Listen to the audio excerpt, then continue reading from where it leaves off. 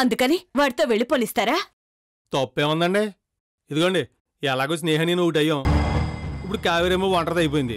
తనకు కూడా ఓ జీవితం ఉండాలి, తనకే సుఖం సంతోషం అన్నీ ఉండాలి కదా. ఇంతకీ ఏమంటారు? ఇప్పుడు కావేరికి నేను అలాగే విడాకులు ఇవ్వాలనుకుంటున్నాను, స్నేహితుతో నేను ఉండాలనుకుంటున్నాను. మరి కావేరి అబ్బాయిని ఇష్టపడింది, ప్రేమించుకున్నారు ఇద్దరు. వాళ్ళిద్దరూ కలిసి జీవితే కావేరి ఆనందంగా ఉంటది. అసంభవం. నా కంటల్లో ప్రాణం ఉండగా నేను ఆ పెళ్లికి ఒప్పుకోను. ఎందుకని? ఆ అబ్బాయికి ఏమన్నా డబ్బులు లేవనా? పేదోడనా? చెప్పండి, నా ఆస్తి సగం ఇచ్చేస్తాను. మీ మొత్తం ఆస్తి ఇచ్చినా సరే నేను ఒప్పుకోను. ఈ జన్మకు కావేరి భర్త మీరే, విడాకులు తీసుకున్నా కూడా మీరే దాని భర్త. అంటే ఏంటి మీ ఉద్దేశం? తను కావేరి సుఖంగా ఉండకూడదా? తను ఒంటరిది అయిపోవాలా? జీవితాంతం ఇలాగే పిల్ల పాపలు లేకుండా ఒంటరి బతుకుతూ ఉండాలా? తను పిల్ల పాపలతో జీవిస్తూ ఉంటే మీకు సంతోషంగా ఉండదా? చూడరా మీరు, చెప్పండి. ఏమో అల్లుడు, మీతోనే దాని జీవితం. కాదని ఎదురు తిరిగితే దాని పీకపై కాలేజ్ తోకి చంపేస్తాను. అది కదండి, మీరు ఏం మీరు అడ్డు చెప్తే బాగోదల్లుడు. ఆ దేవుడు చెప్పినా వినను. అది నా మాట ఏమండి. ఇప్పుడు తను ఏం చెప్పినా ఇమీడియట్గా లేదు, తర్వాత చెప్పచ్చు.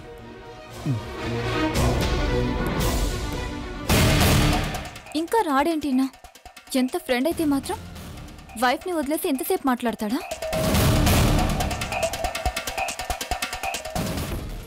ఇంటికెళ్దాం పదా. అమ్మా, నాకు ఇంకా ఇక్కడ పనుందమ్మా. ఏం పనే నీకు? రమ్మంటుంటే. ఆగండి ఆగండి,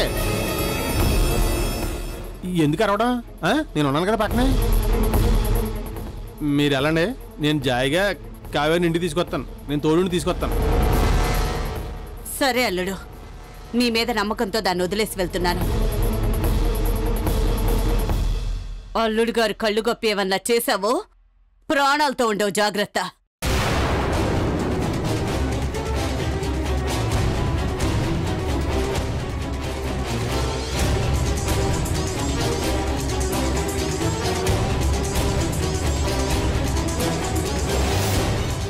చూసావా నాయుడు బావా, మా అమ్మ ఎలా ఉంటుందో? పర్లేదు కావేరి, ఇదిగో నేను ఉన్నాను కదా, నేను ఒప్పిస్తానని చెప్పాను కదా, నువ్వేం కంగారు పడకు. కాకపోతే అతన్ని కొంచెం తొందరగా రమ్మని చెప్పు, నాకు పని ఉంది అవతల. ఇంకెంత టైం పడుతుందో ఫోన్ చేసి అడుగుతాను. ఎందుకు వెయిట్ చేయడం? నా ఫోన్లో ఛార్జింగ్ అయిపోయింది. నీ ఫోన్ ఇవ్వవా నాయుడు బావా?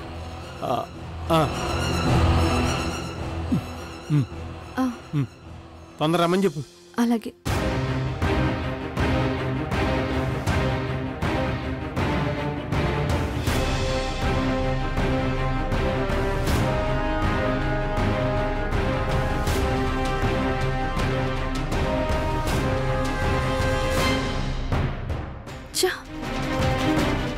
ఏమైంది కావేరి? లిఫ్ట్ చేయట్లేదు. మరోసారి చెయ్యి.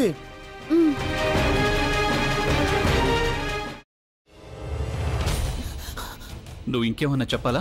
ఇంకేమన్నా అబద్ధం చెప్పాలనుకుంటే చెప్పేయి. నేను చూడాలనుకుంటున్నాను నన్ను మోసం చేయడానికి నువ్వు ఎంత నీచానికి దిగజారగలవు అని. ఎందుకు ఆలియా, ఎందుకు నువ్వు ఇలా చేసావు? నీకు తెలుసు కదా, నానమ్మ తర్వాత నీ ఒక్కదానిని కదా నేను పూర్తిగా నమ్మేది. ఏమన్నావు నువ్వు? ఈ మధ్య అన్నిటినీ మర్చిపోతున్నావా? అది చాలు. వాటిలో ఉన్న శక్తి విషయాన్ని గ్రహించి మనకు వివరిస్తాయి.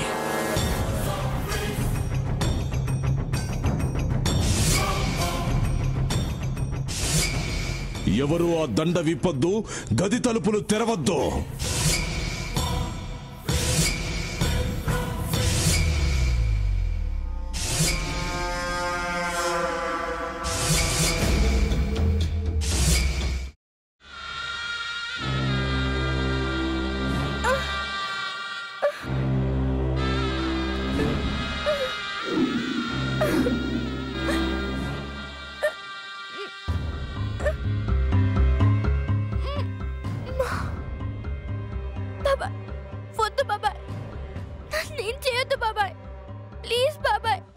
నీకు నిజం తెలిసినప్పుడే నా ఆలోచనలో నువ్వు చచ్చిపోయావు.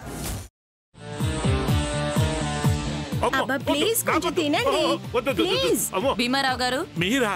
ఇగో మీరా కాదు సక్కుబాయ్. అవును, మీ పనామే లేచిపోయిందని చెప్పి కంప్లైంట్ ఇచ్చినావు కదా. రేయ్, ఆయన కంప్లైంట్ ఇచ్చింది లేచిపోయిందని కాదు, కనిపించడం లేదు అని. అట్లానా? సరే మేడం. ఇడియట్. ఆ వంట మనిషి పేరేంటన్నారు? రత్తాలు మేడం. ఏం పెద్ద మంచి, నీ వంట మంచిని కూడా మేడం అని పిలుస్తావా? రేయ్ హాఫ్ బ్రెయిన్,